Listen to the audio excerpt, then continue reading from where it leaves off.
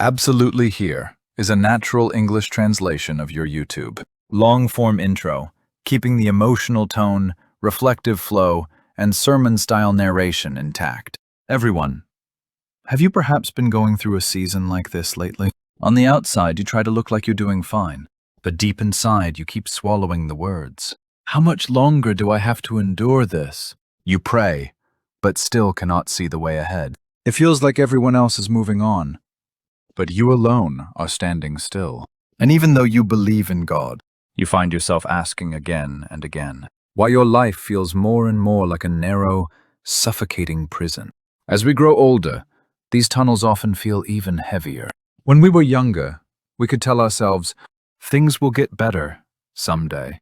But now we know life is not that simple. Health issues, children, relationships, financial burdens, and even the loneliness in our hearts that we cannot easily talk about with anyone. We get through the day somehow, but at night, the heaviness becomes even clearer. And yet today, that is something I deeply want to share with you. The Bible tells us that when we walk through a prison-like tunnel with no end in sight, there is a sign that appears just before God begins to move. Many people think this way. If the door opens, then God is working. If the problem is solved, then God's timing has come. If visible change happens, then God has answered.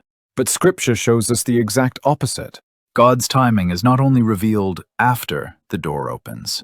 Sometimes, it begins even before the door opens. So where does that beginning show itself? Surprisingly, not first in our circumstances, but in our response. Not first in the environment around us, but in faith rising within us. Before the door opens, there is a signal that begins to appear in the soul. Acts chapter 16 shows us this very scene. Paul and Silas were preaching the gospel when they were falsely accused, beaten, thrown into prison, and fastened in stocks. This did not happen because of a mistake they made. It happened while they were following the will of God. And that is exactly where we begin to feel confused. If I am living according to God's will, why am I in prison? If I obeyed, why is life getting harder? If I prayed, why does everything feel even more hopeless? Isn't that perhaps the very question some of us are asking today?